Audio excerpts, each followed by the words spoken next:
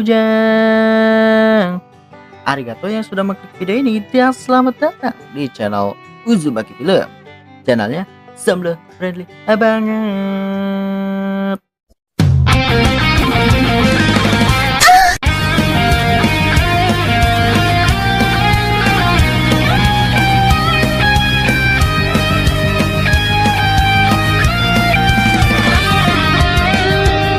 Kali ini Uzumaki Film bakal merekap alur cerita anime yang ada drama-dramanya, apalagi ada plot twistnya gitu cuy.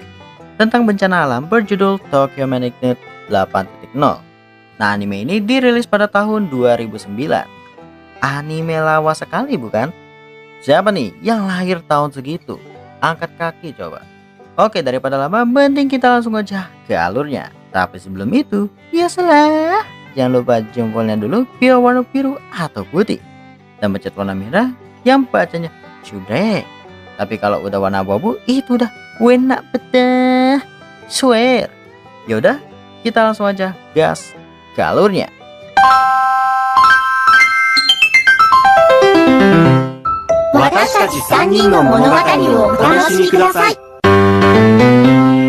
Di awal scan kita diperlihatkan seorang siswa SMP bernama Onozawa Mirai yang baru saja mendapatkan rapot hasil ujiannya. Di situ teman dekatnya bernama Mayu serta Yuka sama-sama mendapatkan nilai yang kurang bagus. Yuka takutnya gak dikasih liburan oleh ortunya karena cukup tegas soal nilai. Sedangkan Mayu meminta Yuka tetap stay kalem aja cuy, santuy aja, soalnya mana ada sih ortu yang tega begitu kan. Lalu Mira yang mendengar percakapan dua siswi di depannya merasa agak iri karena temannya itu bakal liburan musim panas bareng keluarganya masing-masing. Kemudian gurunya memberikan PR kepada mereka, yaitu membuat laporan tentang masa depan di 10 tahun mendatang. Sesudah pulang sekolah, Mirai bertemu sama adiknya bernama Onozawa Yuki yang sedang bersama temannya. Di sini Mirai ada julukannya yaitu sebagai kutu HP. Dan sesudah membantu menanam tadi, Mirai pun kembali ke rumahnya. Di sana tanpa disangka ibunya masih berada di rumah. Tumbenan nih, biasanya sibuk. Tapi baru juga bilang gitu, ibunya bakal pergi lagi untuk bekerja. Dan ia meninggalkan kue-kue buat Mirai serta Yuki karena hari ini lagi ultah. Namun pas Mirai protes terhadap kue itu kenapa nggak yang bulat aja dibeli, ia malah disuruh buat beres-beres rumah nanti. Malamnya saat Mirai dan Yuki lagi pada nyantui-nyantui, bapaknya pun pulang. Cuma di sini bapaknya cuek aja soal ultah istrinya. Saat Mirai meminta liburan keluarga gitu karena udah lama, bapaknya malah menyuruh Mirai buat ngerjain PR-nya aja karena emaknya pasti sibuk. Nah, baru juga diomongin, pas banget ibunya balik. Terus ada sedikit clash antara ibu dan bapaknya, dikarenakan mungkin dua-duanya sama-sama capek. Lalu Mirai yang melihatnya lantas agak kesel gitu, sehingga memilih balik ke kamarnya. Keesokan harinya, Mirai yang baru aja bangun tidur diminta ibunya buat menemani Yuki ke acara pameran robot di sebuah pulau buatan di Teluk Tokyo, atau sebelah timur kotanya lah, yaitu Odaiba. Awalnya Mirai menolak. Cuma karena Yuki nggak ada yang nemenin soalnya ibu bapaknya kerja, apalagi dia nggak ada kegiatan lain, ya mau nggak mau. Sesudah sampai di sana, mereka berdua pun akhirnya menikmati pameran robot itu, walaupun Mirai tadi nggak niat datang. Setelahnya mereka berdua berinisiatif membelikan hadiah buat ibunya, mumpung masih berada di sana. Tapi saat Mirai ingin mengambil barang itu, tiba-tiba seseorang mengambilnya. Di sini mbak-mbak yang bernama Kusekabe Mari menyadari kalau Mirai dan Yuki menginginkan barang yang ia ambil. Jadinya Mari memberikannya. Cuma Mirai gengsian gak mau menerimanya karena kesel masih dianggap sebagai anak kecil. Sesudah mengobrol sebentar dengan Yuki, Mari pun pergi. Saat mereka berdua pengen balik, Yuki izin ke toilet dulu dan Mirai bakal nunggu di luar gedung. Sekalian nitip minuman lah. Pas Mirai lagi gedek dan bete dengan semuanya, dengan kesadaran ia mengetik di HP-nya meminta dunia ini hancur aja. Terus gak berselang lama tiba-tiba gempa besar terjadi dan merusak semuanya. Setelah kejadian itu selesai, terlihat gedung-gedung beserta jalanan pada rusak akibat gempa tersebut. Untungnya beberapa orang masih bisa selamat. Mirai sadar kalau adiknya masih berada di dalam gedung mencoba mencarinya. Saat berada di dalam toilet, di situ Yuki nggak ada sama sekali. Terus pas mencari lebih dalam, Mirai ditahan oleh satpam atau polisi di sana buat keluar terlebih dahulu. Namun tiba-tiba terjadi gempa susulan membuat puing-puing pun berjatuhan. Untung aja Mbak Mari melihat Mirai sehingga berhasil diselamatkan. Di sini Mbak Mari berniat membantu Mirai buat mencari Yuki karena kasihan juga. Sesudah mendapatkan info jika sebelum kejadian para bocil kebanyakan berada di lantai 1, membuat mereka berdua UTW ke sana. Cuma Mirai yang keburu panik gak mau adiknya kenapa-napa, dengan gegabah langsung lari aja tanpa lihat sekitar dulu. membuat Bamari harus nyelamatin untuk kedua kalinya. Setelahnya mereka berdua melihat beberapa orang sedang mengevakuasi seorang bocil. Di sini sempat terjadi gempa susulan kembali, dan kata salah satu orang di sana mereka hanya menemukan bocil ini aja. Sisanya masih hilang dan meningsoi. Karena nggak menemukan titik terang, membuat mereka berdua memilih keluar dari gedung terlebih dahulu. Namun saat melewati minimarket, Mirai mengingat kalau tadi dia menyuruh adiknya buat membelikan minuman buat dia. Benar aja saat mereka berdua masuk ke dalam, terdengar suara orang minta tolong, salah satunya adalah suara Yuki. Yang ternyata Yuki selamat bersama dengan salah satu pegawai minimarket di sana. Setelahnya mereka ada beberapa orang yang sudah keluar dari gedung mengungsi sementara di salah satu tempat. Mirai pun mencoba menghubungi ortunya tapi malah nggak bisa tersambung gara-gara sinyalnya bermasalah. Kemudian mereka menonton berita yang dimana pusat gempanya itu terletak di Teluk Tokyo, serta diperkirakan guncangannya itu sekitar 8,0 skala Richter. Ya gimana kagak ambruk tuh gedung-gedung. Sesudahnya mereka pun memilih beristirahat terlebih dahulu sebelum melanjutkannya di esok hari. Lanjut. Hari berikutnya terdengar suara helikopter militer dan mereka semua pun melihat kalau di Tokyo juga lagi sama buruknya akibat gempa kemarin. Di saat Mirai kesel sama adiknya gara-gara sinyal hilang mulu, muncul Mbak Mari yang membawa makanan buat mereka. Di sini Mirai nggak enakan soalnya Mbak Mari kan punya anak yang nungguin di rumah, ngapain ngurus mereka gitu. Takut jadi penghambat doang. Cuma Mbak Mari nggak mau permasalahkan itu karena jalan mereka pulang tuh searah, jadi slow aja. Lo rese kalau lagi lapar. Sesudahnya mereka bertiga menonton berita yang dimana diperlihatkan kalau kota Tokyo hancur parah di mana-mana sampai sarana transportasi itu diberhentikan cukup lama karena aksesnya tertutup. Dan gempa ini mengakibatkan 843 korban jiwa serta yang lainnya luka-luka dan masih terus bertambah seiring berjalannya waktu. Lalu Yuki berinisiatif meminta mereka buat jalan kaki aja seperti yang dilakukan orang-orang untuk menuju rumah mereka. Namun masalahnya rumah mereka tuh jauh dari Odaiba ini, gak mungkin juga jalan kaki. Apalagi kata salah satu orang di sana, akses jembatan penghubung terisolasi akibat kebakaran yang terjadi. Kemudian ada pengumuman dari penjaga pantai untuk para korban disuruh pergi ke pelabuhan Hinode buat dievakuasi. Di perjalanan, Mari meminta Yuki dan Mirai buat pegangan tangan sama dia, takutnya nanti hilang dikarenakan banyak orang di sana. Namun seperti biasa, Mirai menolak soalnya bukan anak kecil lagi katanya.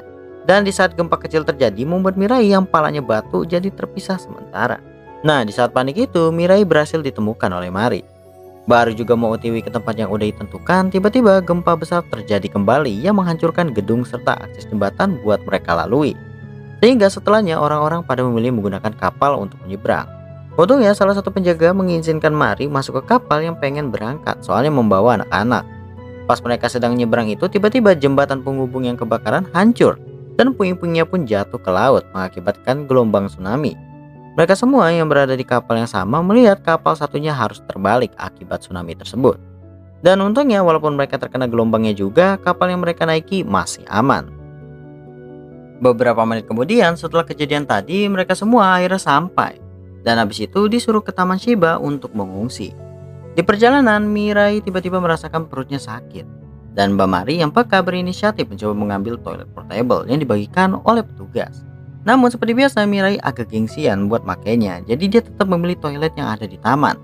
Cuma di sana Mirai udah pasti harus ngantri dulu sambil nahan sakitnya, apalagi ditambah ngelihat orang ribut gara-gara serobot antrian. Ya pada akhirnya Mirai pun mau menggunakan toilet portable itu. Lalu setelahnya mereka bertiga mencoba mencari suplai makanan.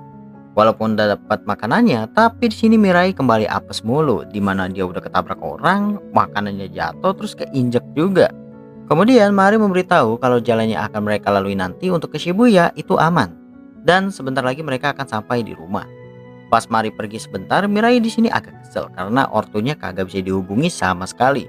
Dikira ortunya tuh nggak peduli sama mereka berdua gitu. Alhasil Yuki yang pengen menghibur kakaknya malah disalahin akibat mengajaknya jalan. Setelah mendengarnya, Yuki pun cabut dari sana. Beberapa saat kemudian, Mirai mencoba mencari Yuki di taman itu dan akhirnya ketemu pas di parkiran. Di sini sempat ada drama sedikit yang membuat mereka berdua bisa balikan lagi. Baru juga pengen ke tempatnya Mari, tiba-tiba Tokyo Tower yang di dekat mereka bakal rubuh akibat gempa susulan tadi. Orang-orang pun pada berlarian buat nyelamatin diri.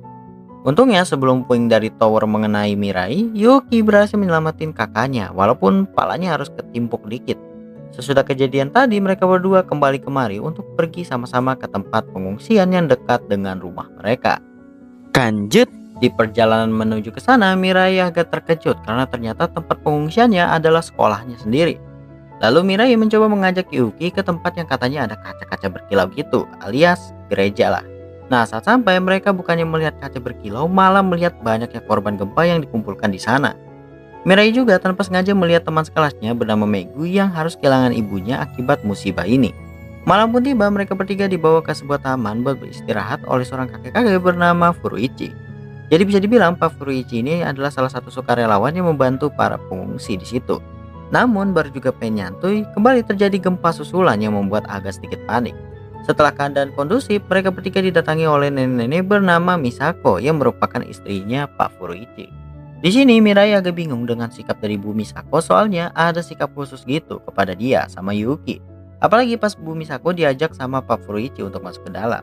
Bu Misako ini nggak tega gitu ninggalin mereka di sana. Kemudian gak berselang lama kembali gempa susulan terjadi dan lumayan gede kali ini. Dan mereka melihat kalau Bu Misako mencoba menghampiri mereka lagi sambil memanggil nama cucunya. Setelah gempa mereda, datanglah Mbak-mbak buat ngejelasin ke mereka kalau Pak Purici dan Bu Misako ini baru aja kehilangan cucunya akibat gempa kemarin. Jadinya Bu Misako yang belum ikhlas menganggap kalau Mirai sama Yuki adalah cucunya. Sesudah selesai madang, mereka dihampiri lagi oleh Pak Furuichi yang menawari mereka minum. Di sini Mirai agak terharu karena walaupun Pak Furuichi mendapatkan musibah kayak gini, tapi masih mau membantu yang lain. Pak Furuichi pun sebenarnya masih agak bersalah karena mengajak cucunya ke tempat tinggalnya. Tapi ya mau gimana lagi. Keesokan harinya mereka bertiga pun memutuskan untuk melanjutkan perjalanan. Tapi di tengah-tengah itu mereka malah mendengar di radio kalau wilayah Sangen Jaya yang merupakan wilayah tempat tinggal Mbak Mari terjadi kebakaran di mana-mana. Mbak Mari yang khawatir lalu mencoba menghubungi keluarganya namun gak ada jawaban. Sehingga Mbak Mari pergi ke tempat kerjanya untuk bisa dimintai tolong gitu. Cuma ya sama aja, kantornya udah lumayan hancur lah. Tapi Mbak Mari saat masuk ke ruang kerjanya menyadari kalau ternyata masih ada yang tinggal di situ. Pas mencoba kembali buat menelepon keluarganya dengan telepon kantornya, tetap aja nggak ada sinyal sama sekali. Dan karena Mbak Mari ini lagi sakit, jadinya doi pingsan. Saat panik itu datanglah seseorang yang membuat mereka berdua harus sembunyi. Ternyata yang datang adalah seorang ciwi yang sepertinya teman kerja dari Mbak Mari. Dia pun terkejut pas dikagetin oleh mereka berdua dan tahu kalau di situ ada Mbak Mari. Kemudian setelah Mbak Mari siuman, dia hanya melihat teman kerjanya aja yang bernama Kawasaki Aya. Di situ Aya ngasih tahu kalau tuh bocah berdua gak bilang mau pergi kemana. Lalu Mbak Mari mengambil sebuah radio di lokernya untuk mencari informasi. Di situ Aya yang tahu kalau Mbak Mari udah khawatir banget sama anaknya, meminta Mbak Mari langsung pergi ke rumahnya biar dia yang menjaga Mirai serta Yuki. Namun tiba-tiba terjadi gempa susulan yang lumayan gede membuat Mbak Mari agak sedikit luka dan gedung yang berada di samping mereka itu roboh. Maka Mari yang melihat hal tersebut mencoba mencari Mirai sama Yuki. Sesudah beberapa menit mencari, akhirnya ketemu. Ternyata mereka berdua habis minjem motor buat Mbak Mari agar bisa ke rumahnya lebih cepat. Cuma Mbak Mari memilih mending jalan kaki aja bareng-bareng gitu. Dan setelahnya mereka bertiga pun berpisah dengan Ayah karena akan melanjutkan perjalanan kembali. Lanjut. Lalu di tengah jalan mereka melihat ada sebuah evakuasi yang melibatkan robot. Tentu Yuki yang demen sama robot egaskan pengen lihat. Di sana juga Yuki nggak sengaja melihat di depannya ada bocah cowok yang lagi gambar robot sambil menganalisa gitu. Dan mereka pun langsung connect karena mempunyai hobi yang sama. Dan bocah cowok itu bernama Nonomiya Kento. Sesudah puas ngelihat robot-robot tersebut, Kento pun pergi dari situ. Pas kembali ke jalan, tiba-tiba si Yuki ini panas cuy. Sehingga Mbak Mari harus nyari obat dulu. Tapi bukannya nungguin Mbak Mari, Yuki ini malah ngikutin Kento yang lagi ngejar para robot. Saat sudah bertemu, mereka berdua ya connect pembahasannya. Terus Mirai yang melihat itu memilih ngecengin aja, kenapa demen banget sih sama beginian. Dan Kento pun memberikan alasannya kenapa dia jadi suka robot, yaitu mungkin dulu kalau nggak ada teknologi ini, keluarganya nggak ada yang bakal selamat. Makanya Kento serius banget nih mempelajari robot-robot biar bisa bikin sendiri nanti. Sesudah mendengar itu, Mirai jadi nggak enak gara-gara ngecengin. Tapi ya Kento mah slow-slow aja dan memberikan gambarannya kepada Yuki biar disimpan. Singkat aja, setelah singgah sebentar di rumah orang, Yuki kembali mengejar robot kodok yang lewat di depan rumah. Mau gak mau Mirai harus ngikutin biar gak ngilang tuh bocah. Kemudian Yuki memberitahu kalau dia tadi ngeliat Kento yang lagi ngejar robot.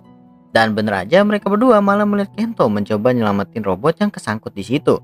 Pas berhasil ngelepasin, tentu aja si Kento jatuh. Untungnya masih bisa pegangan dan Mirai yang coba bantuin dengan ikut ke atas akhirnya berhasil nyelamatin Kento.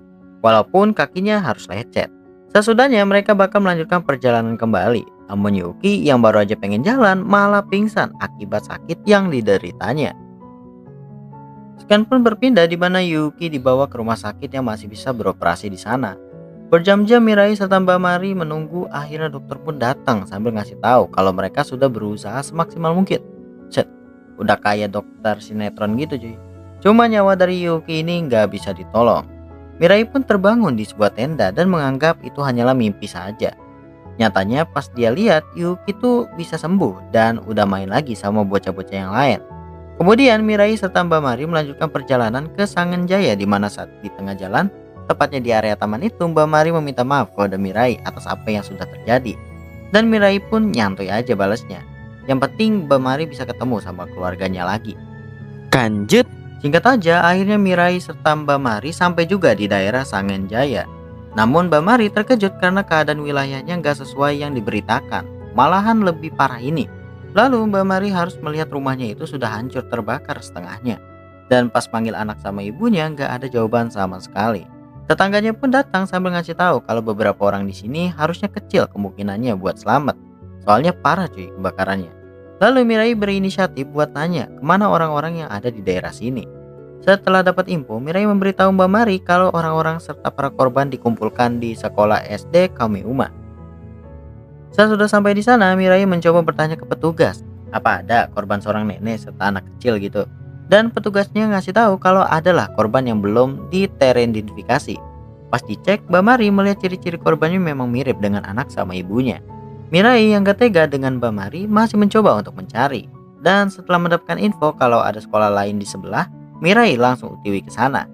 Terus bener aja ada anak kecil bernama Hina di sana yang bukan lain adalah anaknya Mbak Mari.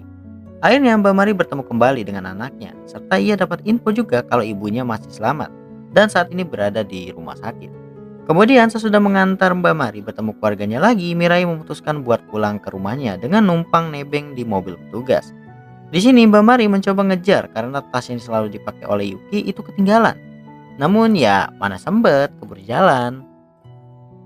Mirai pun sampai juga di daerah tempat tinggalnya dan di situ dia bertemu dengan Mayu yang selamat. Mayu ngasih tahu kalau dia sudah bertemu dengan ibunya Mirai di sebuah pengungsian, sedangkan bapaknya itu masih dirawat. Tapi Mayu masih belum tahu nih nasib dari Yuka sama teman-teman yang lain karena masih susah buat dihubungi.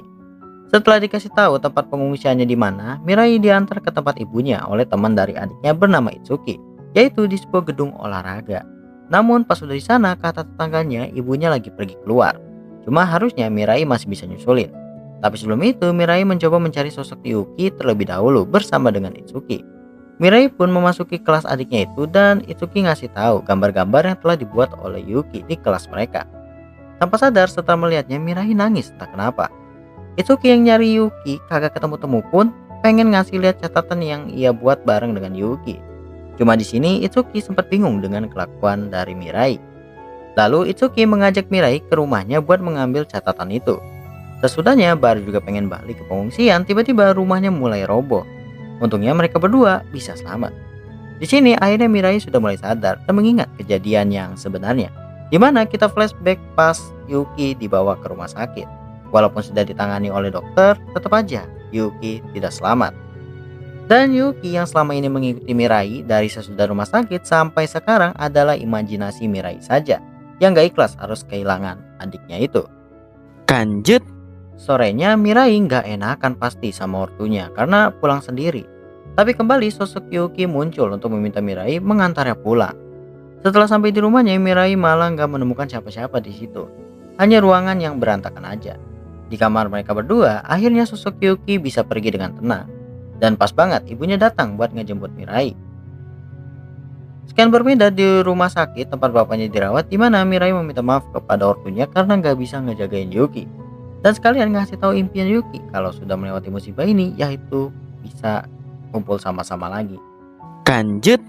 Sebulan kemudian gak ada lagi tuh gempa yang terjadi. Semua sudah kembali normal. Tapi Mirai di sini masih dibilang galau gitu. Kemudian Mbak Mari pun datang buat ngeliat keadaan dari Mirai. Lalu Mbak Mari memberikan tas milik Yuki yang ketinggalan kemarin serta HP milik Mirai yang dibuangnya pada waktu berantem sama Yuki. Pas ngecek isi HP-nya ternyata lumayan, ada beberapa pesan termasuk ibunya serta si Yuka yang masih selamat. Di situ juga ada pesan penting dari Yuki yang nyentuh banget lah pokoknya. Sesudah Mbak Mari balik, Mirai memberikan hadiah dari Yuki buat ultah ibunya. Ya walaupun telat sebulan gitu, cuman gak apa-apa lah ya. Dan anime ini ditutup memperlihatkan suasana kota Tokyo yang sudah mulai berbenah kembali, serta beberapa sekolah sudah mulai aktif. Lalu Mirai dengan belajar dari Yuki bertekad agar terus berjuang demi adiknya itu. Sampai sini cerita pun selesai.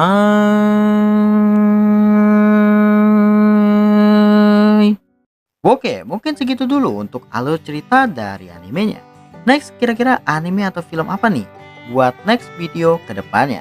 Seperti biasa, kalau kalian ingin request anime atau film bisa komen aja atau via DM IG admin satu ya. Link ada di deskripsi cuy. Ya udah deh, sampai di sini dulu. Makasih banget bagi kalian yang udah nonton sampai habis. Jangan lupa like kalau kalian suka, kalau nggak suka ya dislike aja coy, nggak apa-apa. Dan subscribe channel ini kalau bisa nyalakan loncengnya biar tahu kalau aku upload video baru. Plus makin semangat bikin kontennya. Sampai jumpa di next video dan sayonara. Abujang. Tumpak dinding. Jos.